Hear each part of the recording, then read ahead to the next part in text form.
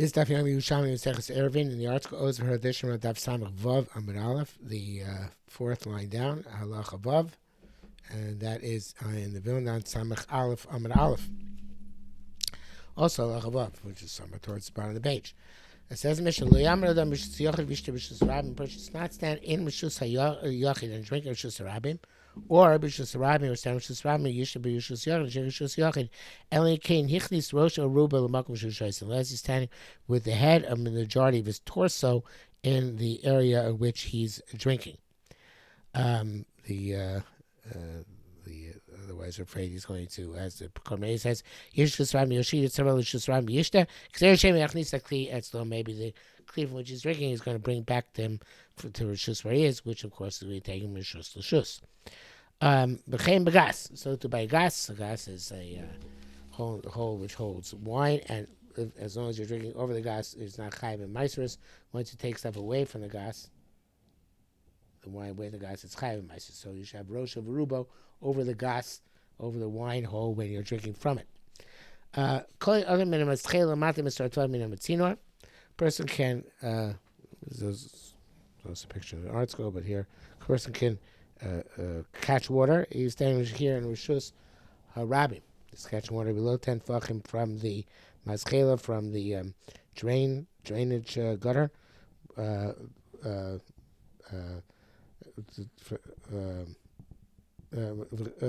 Minatzinor, also from the tzinor, from the pipe. Pipe is over here. Pipe coming down from the roof. Pipe.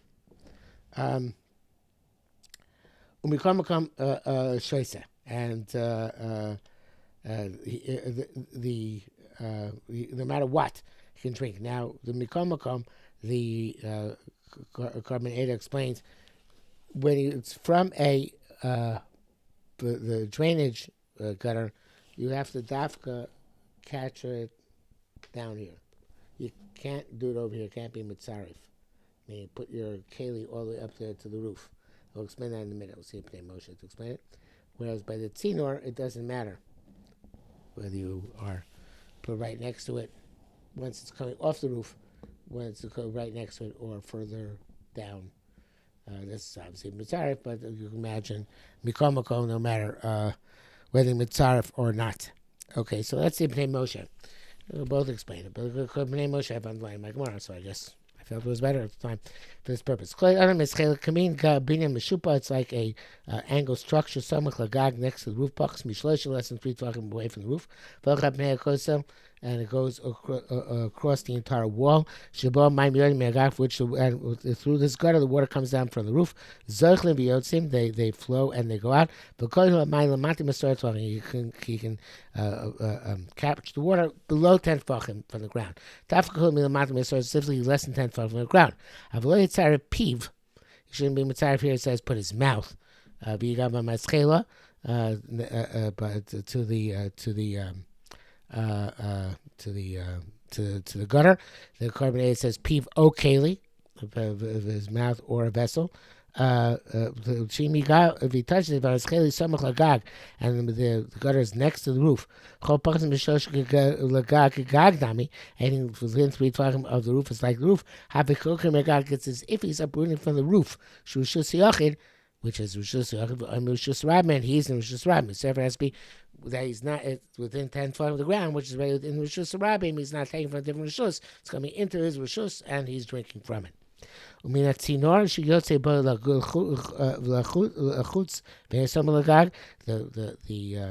pipe flow comes down from the roof. It's not adjacent to the roof. Whether he's kolit or mitzaref, it doesn't matter, because it's already nowhere near the roof of the Rishus Yachid. The exception is the tzino is 4x4, like this case over here, because then of course the tzino itself becomes Rishus Yachid. So then you will not be able to do that, because he's in the Rishus Rabim over here. Okay, so the says what Nicha Rishus Yachid v'shteh Rishus Rabim. So understand, you shouldn't stand Rishus Yachid and drink Rishus Rabim, because the Shus Yochid, as Korbanei points out, the Shus Yochid Ola Rakia, Shus Yochid goes all the way up, Upiv Shus Yochid, and his mouth is like Shus Yochid. But Shus Rabbi Yishta Shus Yochid, but if Sam Shus Rabbi and drinking Shus Yochid, what's the problem? As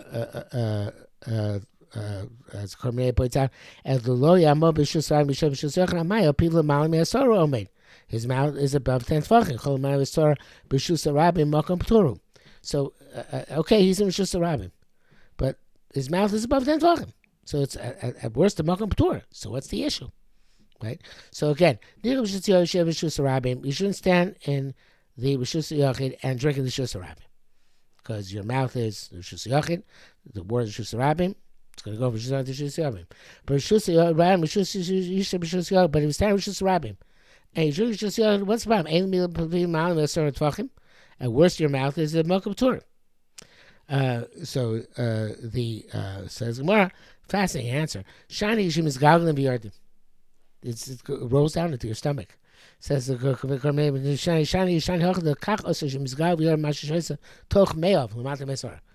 to the stomach, which is below 10 tachim, and therefore is now in the Rishus Rabim.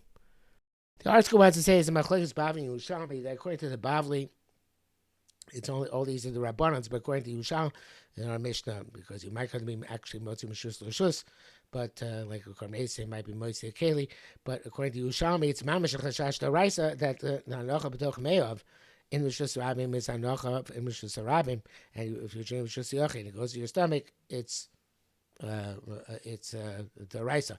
I'm not sure you have to learn the Yerushalmi that way. I think that it could be, it's also the Rabbanan, in other words, but it's Mechse like a D'Oraisa. It's going to go in your stomach, and your stomach is Rishus Rabim, therefore Chazal asked it, despite the fact that when it really was initially your mouth, which is above 10 tefachim, and it shouldn't be a problem, and there's no real hanoch Rishus Rabim, okay, it's Chazal answered it nevertheless. But again, our school learns, I'm not sure where he's taken from, it's from Chaim or someone else, that the Bab and Yerushalmi seem to argue.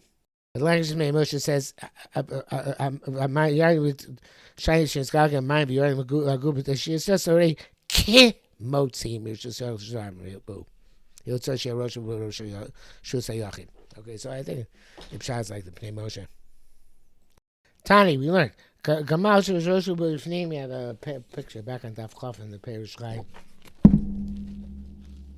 Yeah, Lashon Bavli is Ovsin. Same idea. Where is it now? We're on the wrong page here. Sorry, wrong page.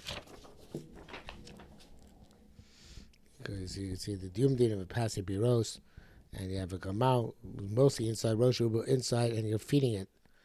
Malitin means to feed it, or almost the same thing in the Bavli. So you have a Gamal, which is Sharosh Ubu Ifnim, and most of it, the head, most of its torso is inside. So Malitin so Ifnim, you can push the food into its mouth. Malitin means to force feed it inside. Mibachutz. If it's outside, Malitin so Mibachutz. Then you can feed it outside. In other words, outside the Rishus Yochid and the Rishus Rabim. Okay, I understand the first clause here. If it's inside, you can force feed on the inside. If it's outside, you can force feed on the food on the outside. Is is mouth not above 10 tefachim? So in the picture in the Perish Chai, he was crouching, but I don't know if that's dafka. I don't think it makes it less than 10 tefachim from the ground. So as the Korbanei says,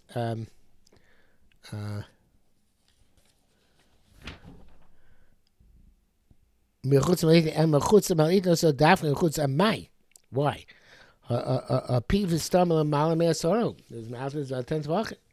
V'chol malam me'asoro b'shus rayim makom p'turo. It's a makom p'tur. So why do you have to stand outside and feed it? Stand inside and feed it too. It's in a makom p'tur. And here he says you can't say that it's going to roll down into the stomach. Because its legs are above 10. So not like the Perish Chai's picture where it's down on the ground. It's above 10. So what's the problem? It doesn't resolve this. It doesn't answer this. The Reb Chaim adds that besides the person who's feeding the camel does not put the food into its stomach. The camel swallows the food, and he moves it from the mouth to the stomach. So the person's involvement ends with the mouth. That's a cute chap. So there's no issue for the person who's feeding it to put the food in his mouth, which then the camel is going to swallow and put into his stomach. The Chaim also brings down that the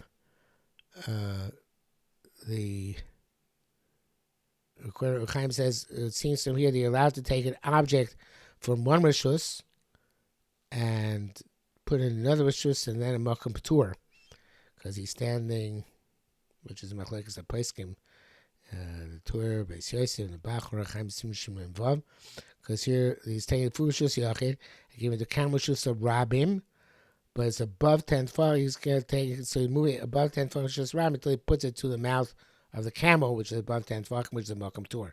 So it seems he can take an object from one rishus, put it through another rishus, but here it's above 10 tefach, which is a rabim, but at least in that, and put it down in makom patur.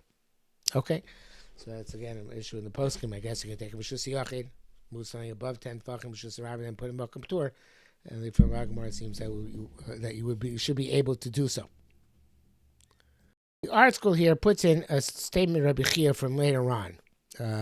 Later on Amud Beis in the article, later on Amud Beis in the Vilna of Rabbi Chia, Rabbi Chia became a gas in a meiser. So, which makes sense based on its placement in the Mishnah, but since I'm doing it from the Vilna, so we'll leave it for where it is later on in the Gemara, where in fact it also appears in the article there, I assume. Yeah, it does appear later on in the article also. That's time of on base. Okay, so we'll leave it for later.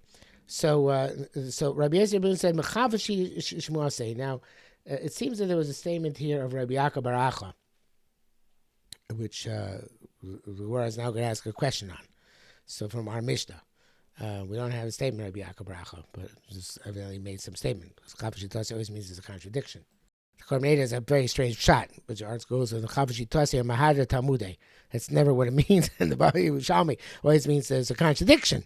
So so here, okay, he switched his opinion. So it's a Pella in the Korbaneda. It is much more likely that there was a statement here which is missing from the Gemara, but named Rabbi Yaakov Baracha. So now the Gemara brings down the other statement. Lochem Rabbi Yaakov Baracha v'shem Rabbi Yaakov Baracha did not say in the name of Rabbi Chanina. Shego shlosha shem smuch lemechitza kemechitza. Now we're going to learn the pshat like the Korbaneda in the next part of it. He says Kasar dafka kolate. And Mishnah we assume that kolate is okay. As we said, you have your keli later on. Mitzarif lo, but not allowed to mitzarif. You're not allowed to go put in your mouth or your keli right next to the gutter. My timer. Why would that? Why that be? Must he ever tell you about a gutter within 3 tefachim above the roof?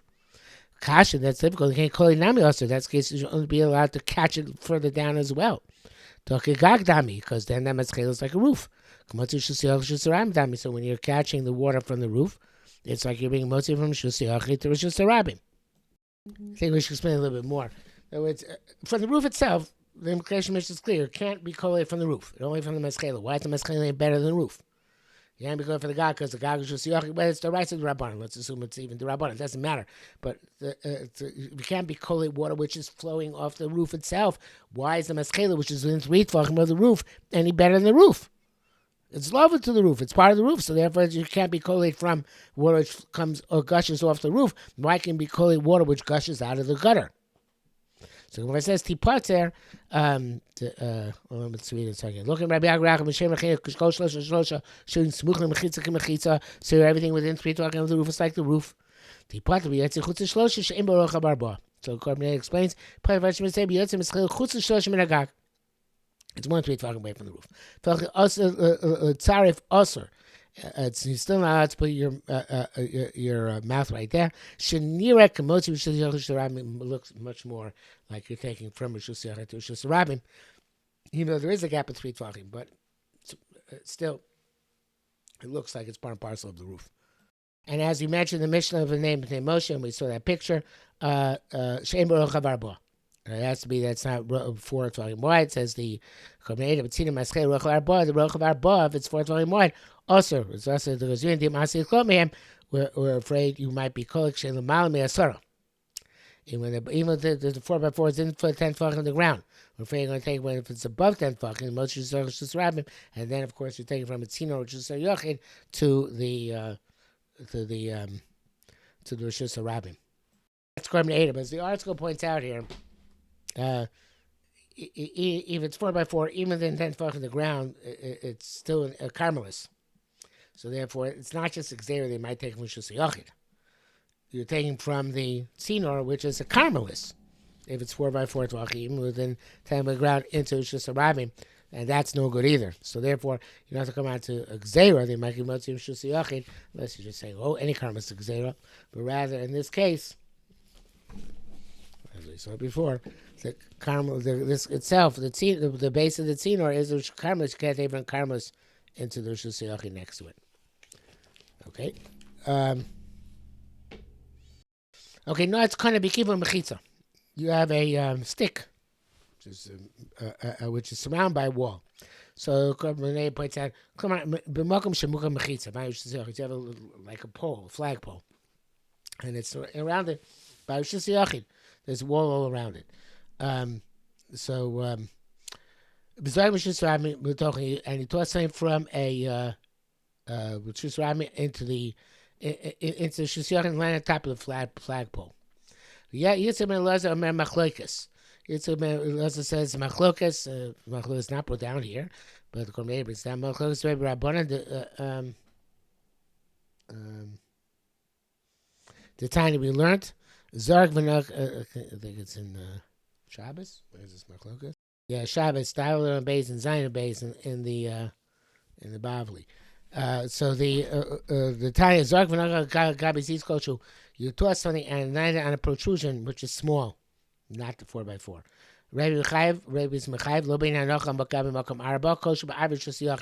As long as it's in the Avi Shusayachid, so then you don't need a place 4x4. It has to be on, even though it's surrounded by Shus Yochid, has to be in a platform which is 4x4. So in this case, we're landing on top of a flagpole, according to Rabbi Yechaim. Rabban's going to be potter. So let's see that inside again. No, it's kind of a bikim mechitza v'zarg meshus ha'misach. Rabbi Yitzchak v'lozer mer machlekes. Kimachlekes. Hey, Rabbi Yudin said, didn't we learn? Hey, Sameshus Rasagag, a woman, a wife, standing on top of a roof. Zarkula, and you tossed her get. Kemishkila Avir Gaga is in Megareshes. So once the get reaches the airspace of the roof, we're assuming even above the walls of the roof, she's Megareshes. So we see that it's considered to be Hanacha b'Shus Yachid, even though it's only in the airspace of Shus Yachid, and there's no Hanacha on a specific place. Rebbe Lezer said, Masnisa Amra, that Bryce is which would be like Rebbe, not like Rabbanan. Masnisa Amra, that Bryce is about Begag Sheish L'Maka. It's about a roof which has a Maka. It has actually walls. B'Yushal Avir Maka, and it fell into the airspace of the walls. And even Rabbanan hold that we say that once it gets to the Avir Maka, and that it's considered to be absorbed in the Rishus Hayachid. So it's not enough that it's an airspace going to but once it's within the walls, as we say Kluta Kamishuncha by Rishus Hayachid, and therefore it's it's as if it's already it's not going to cause it to go out again. So therefore she's Megresh Rabbanan, and even there's no Makeh. Shein lo Makeh shein lo Avish Lesha, within 3 tvachim of the ground. She's Mukhal Agag, within 3 tvachim of the roof. She goes Shekos Losha Shemukal Agag, and anything within 3 tvachim of the ground, it's like the ground. Okay, so now getting back to the point of our Mishnah, where the article moved this line previously. Like I mentioned in Mishnah, that you have to have the head and majority of your torso over the gas in order that you should still be part from Maisrus. But otherwise, once you moved it into different shus, it's going to be chayav in Maisrus. Okay, then from here to the Mishnah, the Yerushalmi Kibshuta says, "Halacha zi achsim in astumos v'amumos v'yosef Yerushalmi." Well, that'd be so directly b'Yisrael. He says one of the most difficult passages in the entire Yerushalmi, and he didn't find a derech to explain it. Okay, so we're going to go with Reb Chaim and see how that goes. So, Rabbi Meir, Yehuda says, our mission is Rabbi Meir. The Amar Rosh Kosa Kagama says, you see the wall as if it is carved, as if it has a hole in it.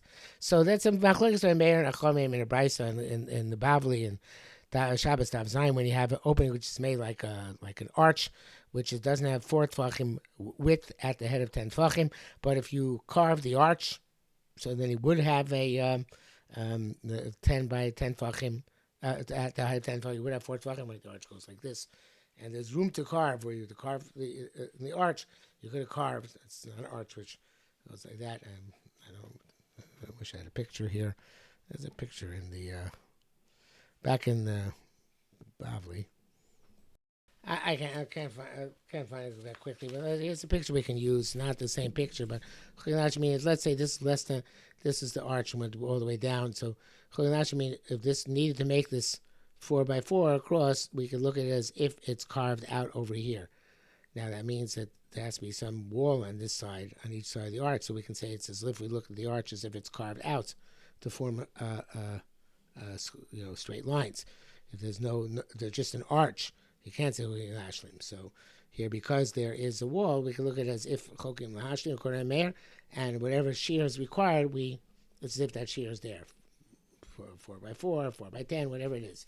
So in any event, so the Kohen Meir say chokim lahashlim, right? Chachamim and Plot say don't look at it solid walls if it's carved out.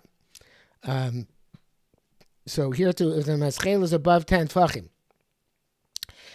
even though it's not 4x4 tefachim in and of itself, we see the maschela as if it's carved into the wall next to it, right?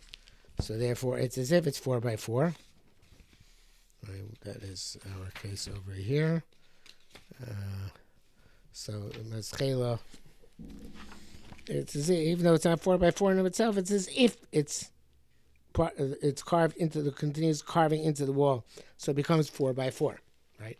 So the therefore, if it's above 10 tefachim, it's a shliach. And somebody who would take from it directly, it's like taking from a shliach and saying from a shliach to a shusarabim. Below 10 tefachim, once it's below 10 tefachim, the ground it's permitted. Even though it would be considered to be a Carmelis, so maybe we only say chokim to make something just yachid, not to make something to Carmelis. As I says, so it's above 10 tefachim, it's an issue. If it's below 10 tefachim, it's not an issue. Okay, again, maybe because we don't say even we don't say chokim lahashim hachmir by Carmelis to make it considered tada the Carmelis. That's one interpretation of Chaim. Let's see if we should see a second interpretation. No, let's skip the second interpretation of Reb Chaim. So Rav Yaakov said Divrako. It's not even going to Kohen Rabbanan. You don't say chokim lahashim in order to make the maschela into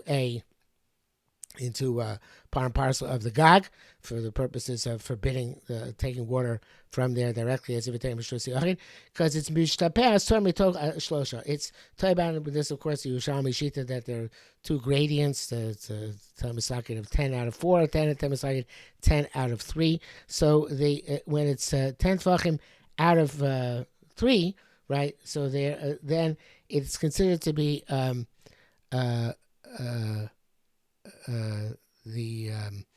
it's a gradual slope of the maschela, and therefore it's comes like it's nicha tashmishte to the bnei b'shus to the people on the Gag, and therefore it's like chorei b'shus yachid, which are b'shus yachidami, and therefore there's also since it's easy to use so be a Gag, it's tougher to the Gag, and that's why it's considered to be b'shus yachid in and of itself. Okay, therefore it's not of itself. So because if it's connected to the Gag. So according to the first opinion, it's not because chokim lahashlim, the maschel itself has to be considered somehow rishus yachid. And therefore they only work on a mayor. The second opinion, no, even if the maschela is a gradual slope, it's easy for people to the gag to use, so therefore it's tougher to the gag, and that's why it has the status of Rishus Yochid. That's why you can't be mitzaref. You can't put your mouth, your keli right up to it. Now the next line you can learn two different ways. So basically, Imish Tapea,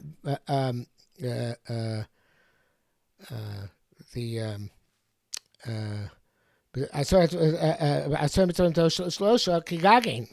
If it's within, if it has a gradual slope, it's obviously like a gag. What's the chiddush? Yes, of course it's a problem. What's the Mishnah being chiddush to us? Mishnah is trying to tell us chiddush of the maschela separate from the gag, but that's part of the gag. It's pushing. Okay, that's one way of learning. The other way of learning is to say it's a raya. He's saying you're right. Yeah, he's saying right. Yossi stated, not asked. Yossi stated, Yossi boy, mishtapeh, but I said, it's not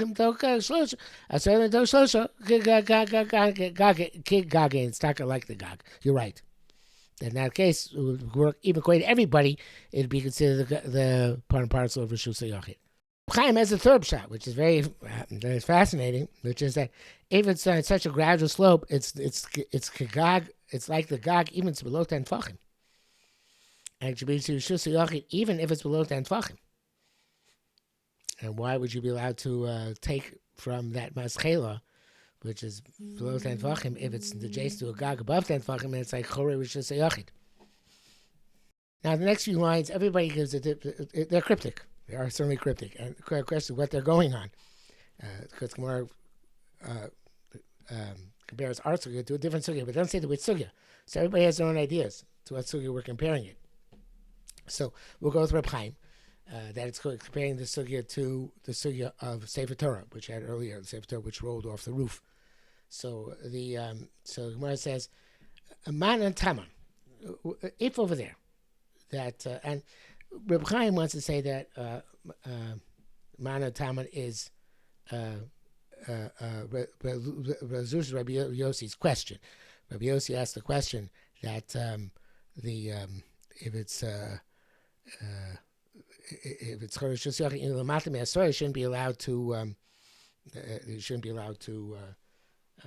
be collate from it because it's Chorishus Yochid. So he says no, because here it's different because everything was in flow. Okay, but let's try and avoid that. Let's say Rabbi Yossi was either a question, it's either a pasha, or he's saying it's a raya. So now the Gemara is just asking a contradiction between the two sugyas. Okay. On this point, I'm going to diverge a little bit from Reb Chaim. So man and taman, if over there she'eno tzarich nicha, there was no, you didn't need it to be munach, meaning that there was a legitimate akira. In other words, when you were Sefer Torah stationary, it rolled off the roof, right? Part of it rolled down, so it didn't reach the ground, but it's rolled off the roof from a place where there was a hanacha to begin with, right? So you don't need hanacha because it was stationary, right? So you say you can roll the Sefer Torah back as long as it wasn't nacha in the karka, as long as there's a hairbreadth between the Sefer Torah and the ground. Here, where you need nicha, in other words, the water is flowing, right? It's flowing in the maschela, so it's never nach in the maschela. So therefore, what's the problem of taking from that water?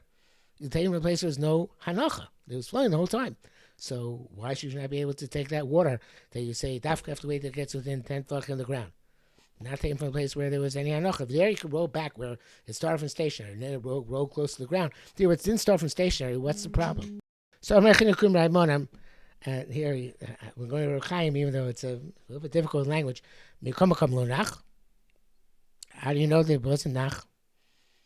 Do you know maybe the water in the maschil was stationary? Who says it's flowing? You're assuming that it's the water stationary on top, flowing on top. Therefore, it's better in case Sefer Torah. No, maybe it's actually in Sefer Torah. Maybe it was stationary, right? And since it's and then it started moving, but it flowed off somehow. But maybe at some point it stopped there. So therefore, it should be exactly a Sefer Torah. So therefore, it should be a problem, right? You should not be allowed to. You should not be allowed to. That's why you're not allowed to be collate, right? You're not allowed to be collate because it's It's a place stationary. And it's not like the Sefer Torah, where they make a gzeira. He says, the question why it's not like a Sefer Torah, but the idea is that we're afraid if you let it take it for your collate, then you're going to be mitzaref, right? If you let you collate anywhere above 10 tvachim, so then you're going to be mitzaref and you're going to be motzi directly from Rishus Yachid to Rishus Rabbim, whatever the case may be. So in any event, it's not, there's no bizayin, it's a kisvei kodesh involved. So therefore, in this case, they made a gzeira because maybe it will be nach in there. So they says no. It's not going to help you, even if it's nach. When they came and she'ein bo rochav arba, I feel nach kilo nach. If it's not for, since my scale itself is not itself 4x4. Remember, not going like Meir. Like Ray Meir is chikim lashlim, so she'll say okay, fine, not a problem. But if not going like Ray Meir, so then there is no. It doesn't have 4x4. It doesn't have 4x4. So therefore, it's not, even if it's water stationary there, it didn't really start with Shusay Achid. And evidently he's saying that the Reb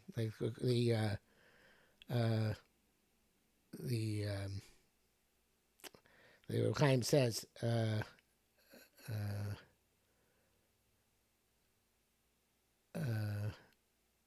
the true you consider the Shus Yachid is Shchari Shus Yachid.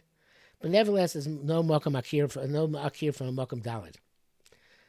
So that's, then he says, well, according to it's difficult that we said that above 10 Vachim it's Aser, right? There's no Akira. You have to say they were Machmir because it looks like he's Mitzi, and by Kisvei Kodesh they weren't Machmir.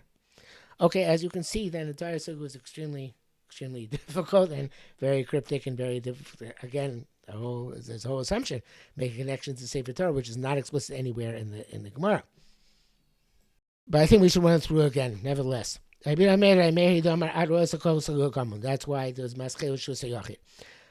So because it's chokim lahashim. But said no, you don't need chokim lahashim.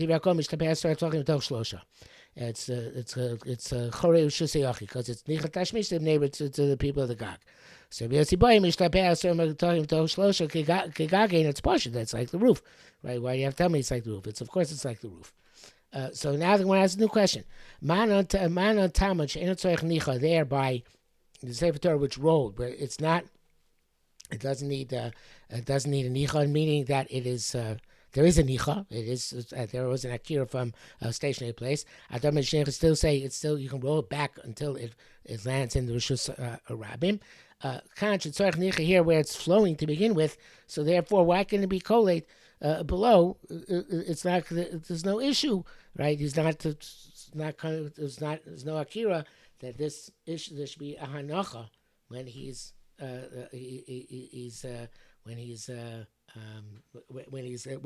gets the water, right? So where's the tzah? So he says. Again. You can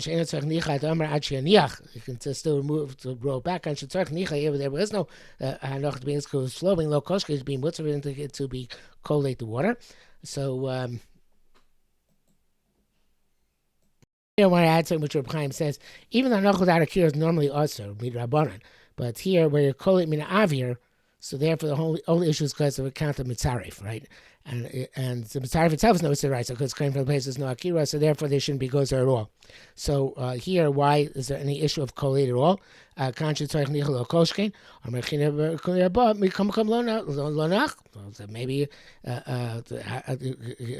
it's like betria. You're assuming this lonach maybe was nach when it was on top of the maschela. That's why it's also to be calling, because they bring makam anocha to a different makam anocha, even though it's only rabbanans, but still it looks like you're taking from a shasur to a rabbi. No, if we're going like opinion that we don't say chokim lahashlim, since it didn't have rochav arba, so therefore I feel nach kilo nach, even if it's a menucha, it's not really nach. So therefore there shouldn't be any issue at all, and therefore the question is why it should not be collate.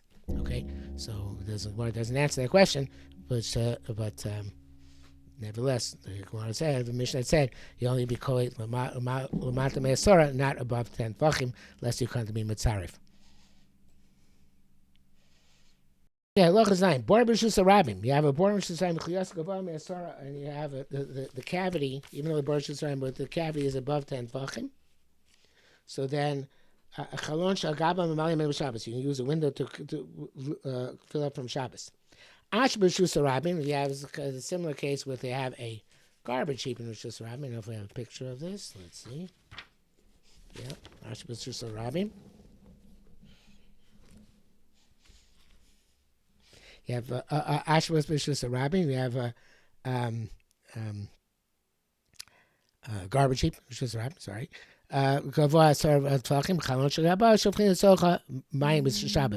So you can pour. You have a window on top, but you can pour water into the garbage heap, as he's doing on Shabbos.